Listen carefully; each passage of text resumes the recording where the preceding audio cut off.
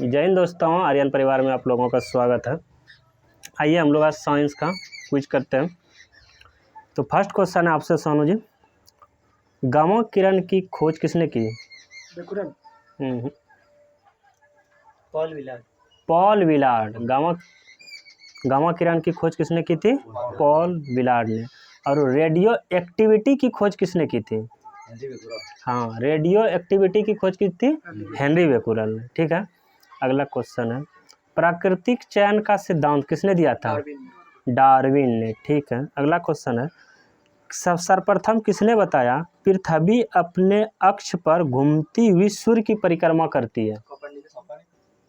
उससे पहले सबसे पहले आर्यभट्ट ने ही बात नहीं कहा दिया था। सबसे पहले किसने कहा था? आर्यभट्ट ने किया था, लेकिन श्रेय जाता है कोपरनिकस को। अगला क्वेश्चन है, एंटीसेप्टिक सर्जरी का सूत्रपात किसने किया था? जोसेफ लिस्टर ने। एंटीसेप्टिक सर्जरी का खोज किसने किया था? जोसेफ लिस्टर ने। अगला क्वेश्चन है, परमाणु के नाभिक की खोज किसने की थी? रदरफोर्ड ने। परमाणु के नाभिक में प्रोटॉन और न्यूट्रॉन होता है, जिसे क्या कहते हैं? न्यूक्लियन कहते हैं। ठीक है, न्यूक्लियन पूछेगा, न्यूक्लियन में क्या होता है? प्रोटॉन प्लस न्यूट्रॉन होता है। अगला क्वेश्चन है, बढ़िया क्वेश्चन है, देखिएगा, the history of Hindu science किसकी कृति है? मतलब पुस्तक है, कौन लिखा है? The history of Hindu science Meghnath Saha ने किया था। ऑक्सीजन की खोज किसने की थी? सीले और क्रिस्टले ने की थी। गति के जड़त्व का नियम किसने दिया था? गैलीलियो ने दिया था। रक्त परिवहन की खोज किसने की थी? विलियम हार्वे ने। रक्त परिसंचरण की खोज विलियम हार्वे ने। रक्त समूह की खोज कार्ल एंड स्टीनर ने दिया था। ठीक है, परमाणु सिद्धांत का खोज किसने किया था? जॉन डाल्टन ने। परमाणु सिद्धांत जॉन डाल्टन है। जीवाणु का पिता किसे कहते हैं? ल्यूवेनहॉक को कहते हैं। ठीक है, अगला क्वेश्चन है, ऑस्टियोलॉजी में किसका अध्ययन किया जाता है? हड्डियों का। केंद्रीय चावल अनुसंधान संस्थान कहाँ है? कटक में। और अंतर्राष्ट्रीय चावल अनुसंधान संस्थान फिलीपींस, मनीला में। होमोस्पियंस किसका वैज्ञानिक नाम है? मनुष्य का। होमोस्पियंस मनुष्य का वैज्ञानिक नाम है। अगला क्वेश्चन है, ट्रेड मिल टेस्ट किससे संबंधित है? हृदय से दिया है इसमें। ट्रेड मिल टेस्ट हृदय से संबंधित है। अगला क्वेश्चन है, किस विज्ञान में पक्षियों से संबंधित अध्ययन किया जाता है? ऑर्निथोलॉजी में पक्षियों का अध्ययन किया जाता है। अच्छा बताना, ट्यूबरकुलोसिस रिसर्च सेंटर कहाँ स्थित है? ट्यूबरकुलोसिस रिसर्च सेंटर कहाँ स्थित है? चेन्नई में। ट्यूबरकुलोसिस रिसर्च सेंटर कहाँ है? चेन्नई में है। सेंटर फॉर एडवांस टेक्नोलॉजी कहाँ स्थित है? सेंटर फॉर एडवांस टेक्नोलॉजी कहाँ स्थित है? CAT। Centre for advance technology Indore में स्थित है। भाभा परमाणु अनुसंधान केंद्र कहाँ स्थित है? ट्रॉम्बे में। बार्क कहाँ है? ट्रॉम्बे। बार्क को ही कहते हैं भाभा परमाणु अनुसंधान केंद्र। मलेरिया रिसर्च सेंटर कहाँ है? दिल्ली में। मलेरिया रिसर्च सेंटर कहाँ है? दिल्ली। मलेरिया का हाल ही में ना एगो वैक्सीन का खोज किया गया, ठीक ना? तो वैक्सीन का नाम क्या है बताइएगा आप लोग कमेंट करके। अच्छा, सेलुलर और मोलिकुलर जीव विज्ञान केंद्र कहाँ स्थित है? हैदराबाद में। अच्छा, सिक्कों के अध्ययन को क्या कहते हैं? न्यूमिस्मैटिक कहते हैं। अच्छा, विक्रम साराभाई स्पेस सेंटर कहाँ स्थित है? तिरुवनंतपुरम में। विक्रम साराभाई अनुसंधान केंद्र कहाँ स्थित? विक्रम साराभाई स्पेस सेंटर कहाँ स्थित है? तिरुवनंतपुरम में स्थित है। जीव विज्ञान शब्द का सर्वप्रथम प्रयोग किसने किया था? लैमार्क एवं ट्रेवी रेनस ने किया। अगला question, national brain research centre कहाँ स्थित है? मस्तिष्क शोध संस्थान मतलब कहाँ है? गुड़गांव में। मस्तिष्क शोध संस्थान कहाँ है? गुड़गांव। प्लाज्मा अनुसंधान संस्थान कहाँ है? गांधीनगर में। बच्चा में हमको याद है, बच्चा ने मतलब कि जब शुरुआत में तैयारी कर रहे थे उनको गांधीनगर लगता था ये पटना में है, गांधीनगर ही वाला मैदान, लेकिन ये गांधीनगर गुजरात में है, ठीक ना? तो प्लाज्मा अनुसंधान केंद्र कहाँ है? गांधीनगर गुजरात। अच्छा, हाइड्रोजन बम किस अभिक्रिया पर आधारित है? नाभिकीय संलयन पर। परमाणु बम किस प्रक्रिया पर है? नाभिकीय विखंडन पर आधारित है। ठीक है, तो मतलब प्रथम नाभिकीय रिएक्टर किसके निर्देशन में बनाया गया था? एनरिको फर्मी के निर्देशन में प्रथम नाभिकीय रिएक्टर बनाया गया था। प्रथम हाइड्रोजन बम कब बनाया गया था? हाइड्रोजन बम 1952 में बनाया गया था। और परमाणु बम कब बनाया गया था? 1945 में। परमाणु बम 1945 में बनाया गया, जुलाई में बना के तैयार रखा, ठीक ना। द्वितीय विश्व युद्ध जब चालू हो रहा था, जापान किसी को बदिए ना रहा था, मतलब पूरा यूरोप में आतंक मचा के रखा था। तो और हिटलर जो था ना, बहुत हरामी हो गया था उस समय। ऐसा लैंग्वेज नहीं करनी चाहिए उसको, इसके लिए, लेकिन वो एकदम आतंक मचा के रखा था। इसीलिए अमेरिका बनाया और 10 दिन पहले बनाया, जुलाई में बना के तैयार किया, परीक्षण किया और अगस्त में जाके गिरइए दिया उसके ऊपर। अगला क्वेश्चन है,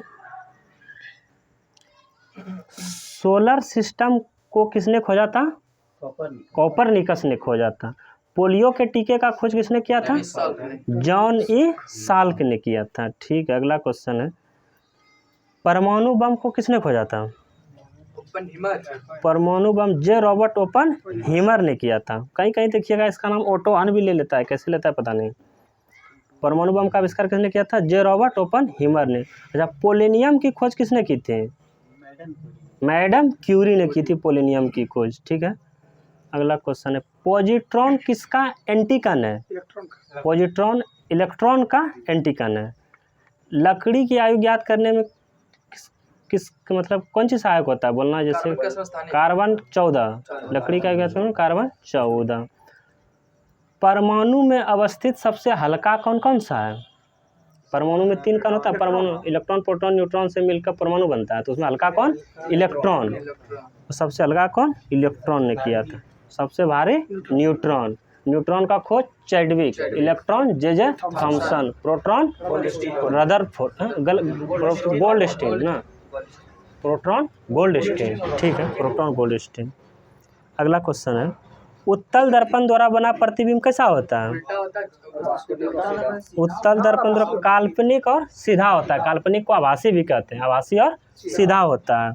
गोलीय दर्पण की फोकस दूरी उसकी वक्रता त्रिज्या की आधी होती है। गोलीय दर्पण की फोकस दूरी उसकी वक्रता त्रिज्या की आधी होती है। अगला क्वेश्चन है, हजामत बनाने में किस दर्पण का प्रयोग करते हैं?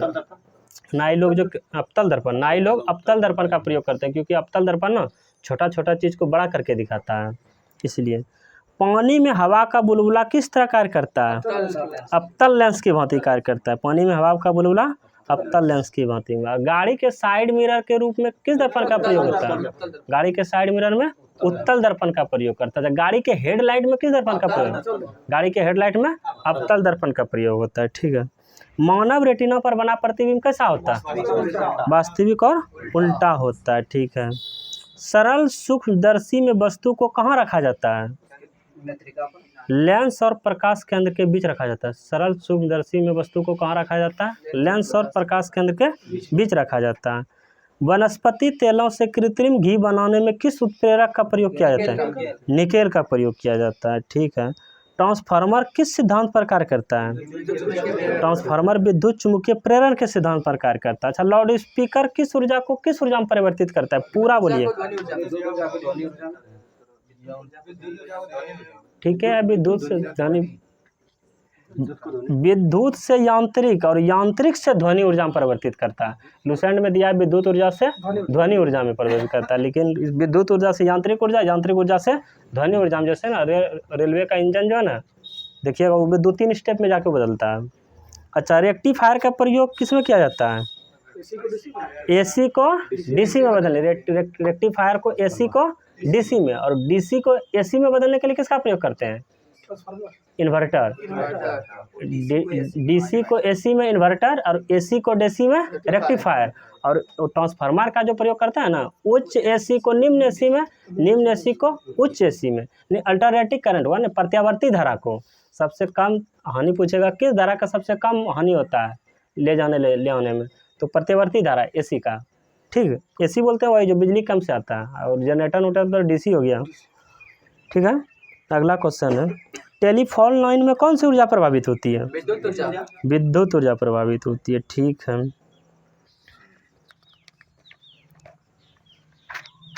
अगला क्वेश्चन है, भारतीय अंतरिक्ष अनुसंधान समिति के अध्यक्ष कौन थे? विक्रम साराभाई। भारतीय अंतरिक्ष अनुसंधान समिति के अध्यक्ष कौन थे? विक्रम साराभाई। अच्छा, इसरो का स्थापना कब हुई थी? 1969 ईस्वी में। ठीक है। भारत का पहला परमाणु रिएक्टर कहाँ स्थित है? भारत का पहला परमाणु रिएक्टर अप्सरा है, तो वो कहाँ स्थित है? ट्रॉम्बे में। भारत का पहला परमाणु रिएक्टर अप्सरा कहाँ स्थित है? ट्रॉम्बे में है। अच्छा, अगला क्वेश्चन है, भारत का प्रथम परमाणु बिजली घर कहाँ प्रारंभ किया गया था? तारापुर में। प्रथम परमाणु बिजली घर कहाँ प्रारंभ किया गया था? तारापुर में। अगला क्वेश्चन है, भारत की पहली महिला अंतरिक्ष यात्री कौन थी? कल्पना चावला। ठीक है। हाल ही में दूसरी महिला भी गई है, भारतीय मूल की है, उसका नाम बताइएगा आप लोग कमेंट करके क्या है। ठीक है। नहीं, वो नहीं है। भारत ने अपना पहला परमाणु विस्फोट कब किया था? 1974। भारत ने अपना पहला परमाणु विस्फोट कब किया था? 18 मई 1974 ईस्वी को। बताइए दूसरा कब किया था? 1998 में। 11 व 13 मई को 1998 ईस्वी में। अच्छा, पहला परमाणु जो विस्फोट किया गया था उनका नाम क्या था? Code name smiling Buddha. और दूसरा जो किया गया था उसका कोड नेम क्या था? शक्ति 98। ठीक है। ठीक। अगला क्वेश्चन है, बार्क का स्थापना कब हुआ था? यानी भाई भाभा परमाणु अनुसंधान केंद्र की स्थापना कब हुआ था? 1954 में। बार्क का स्थापना 1954 में। अगला क्वेश्चन बताना है, भारत का अंटार्कटिका अध्ययन केंद्र कहाँ स्थित है? भारत का अंटार्कटिका अध्ययन केंद्र कहाँ स्थित है? गोवा में है। दक्षिणी ध्रुव में ना मैत्री, दक्षिण गंगोत्री और भारती, जो कि पहला था दक्षिण गंगोत्री अंटार्कटिका में जो स्थापित किया गया था। पहला क्या बोले? दक्षिण गंगोत्री, तब मैत्री, तब भारती, जो लार्समस हिल्स में वर्तमान समय कार्य कर रही है। अगला क्वेश्चन है, मानव निर्मित प्रथम उपग्रह कौन था? स्पुतनिक 1। मानव निर्मित प्रथम उपग्रह स्पुतनिक 1। अगला क्वेश्चन है, यहाँ तक ठीक है। भारत में निर्मित पहला बहुउद्देशीय उपग्रह कौन सा था? भारत में निर्मित पहला बहुउद्देशीय उपग्रह कौन सा था? INSAT 2A। INSAT 2A। ठीक है। अगला क्वेश्चन है, धोवन सोडा का रासायनिक नाम क्या है? धोवन सोडा का सोडियम कार्बोनेट। रासायनिक नाम सोडियम कार्बोनेट। धोवन सोडा का सूत्र क्या होता है? हाँ, Na2CO3 × 10H2O। Na2CO3 × 10H2O इसका रासायनिक नाम है सोडियम कार्बोनेट। अच्छा, लाफिंग गैस का रासायनिक नाम क्या है? Nitrous oxide. इसका सूत्र क्या होता है? N2O। ठीक है। अगला क्वेश्चन है, बेकिंग सोडा का रासायनिक नाम क्या है? Sodium bicarbonate. रासायनिक नाम है सोडियम बाइकार्बोनेट। सूत्र होता है NaHCO3। NaHCO3। अच्छा, बिना बुझा हुआ चूना का रासायनिक नाम क्या है? Calcium oxide. सूत्र क्या होता है? CaO। ठीक है यहाँ तक। ठीक। अगला क्वेश्चन है, नपुंसकता या बांध्यता किस विटामिन के कमी के कारण? विटामिन ई के कारण होता है। ठीक है। स्कर्वी रोग किस विटामिन के कारण होता है? Vitamin C. विटामिन सी का रासायनिक नाम क्या होता है? Ascorbic acid. ठीक है। जिप्सम का रासायनिक सूत्र क्या होता है? CaSO4 और × 2H2। CaSO4 × 2H2 gypsum. और CaSO4 × ½ H2O plaster of Paris, जिसको कि मूर्ति बनाने में प्रयोग करते हैं। डॉक्टर लोग हाथ बैंडेज उंडेज में करते हैं, इत्यादि सब इसका उपयोग किया जाता है। ठीक है। अगला क्वेश्चन है, विटामिन सी का आविष्कार किसने किया था?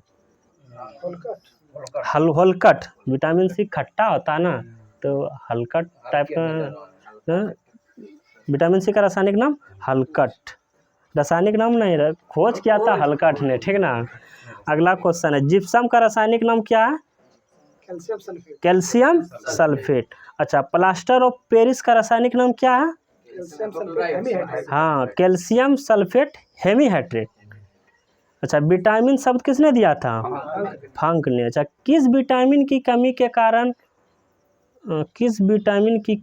कारण सूखा रोग होता है? डी के कमी के कारण, जिसे रिकेटस भी कहते हैं। भारी जल का सूत्र क्या होता है? D2O। अच्छा, विटामिन B7 का रासायनिक नाम क्या है? बायोटिन। B7 का रासायनिक नाम बायोटिन।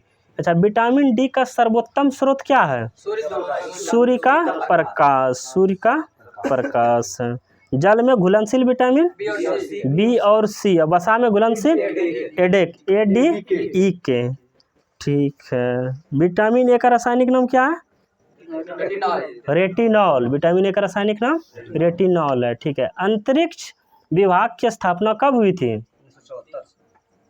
अंतरिक्ष विभाग की स्थापना 1972 ईस्वी में हुई थी। अच्छा, अंतरिक्ष में जाने वाली प्रथम महिला? हाँ, वेलेंटिना तेरेस्कोवा। अगला क्वेश्चन है, चंद्रमा तल पर मनुष्य को उतारने वाला पहला अंतरिक्ष यान? अपोलो 11।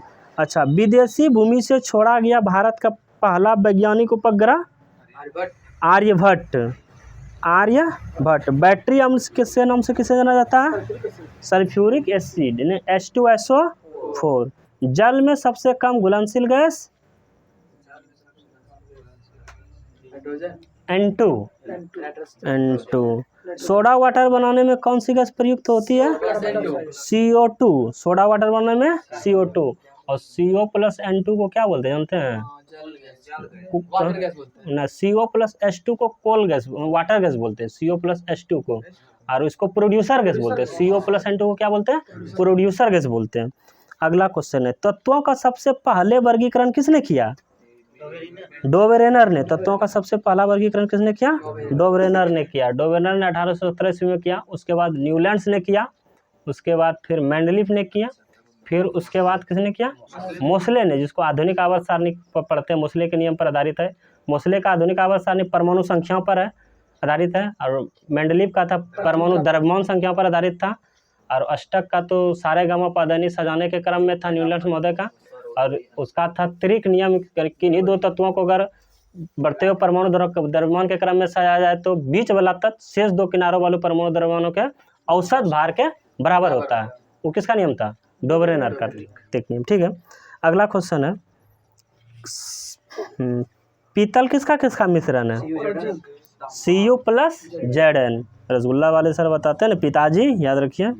विक्रम साराभाई अंतरिक्ष यान कहाँ स्थित है? तिरुवनंतपुरम में। ठीक है। सल्फर का अनुसूत्र क्या होता है? S8 होता है सल्फर का अनुसूत्र। अगला क्वेश्चन बताना, मानव शरीर में भोजन मुख्यतः कहाँ पचता है? छोटी आंत में। ठीक है। भोजन का पचना कहाँ से शुरू होता है? मुख से शुरू होता है। ठीक है। अगला क्वेश्चन बताना है, किस पोषक तत्व का सर्वप्रथम मुंह में पाचन शुरू होता है? मुंह से पचना शुरू होता है ना, तो मुंह में कौन सा पोषक तत्व पचना शुरू हो जाता है? कार्बोहाइड्रेट। अगला क्वेश्चन है, मनुष्य के मस्तिष्क का वजन लगभग कितना होता है? 1350 से लमसम 1400 ग्राम। ठीक है। अगला क्वेश्चन है, रक्त को जमाने में कौन सा प्रोटीन उपयोग होता है? फाइब्रिनोजन। प्रोटीन में फाइब्रिनोजन, विटामिन में के। ठीक है। अगला, मानव मूत्र का pH मान कितना होता है? 6 होता है। ठीक है।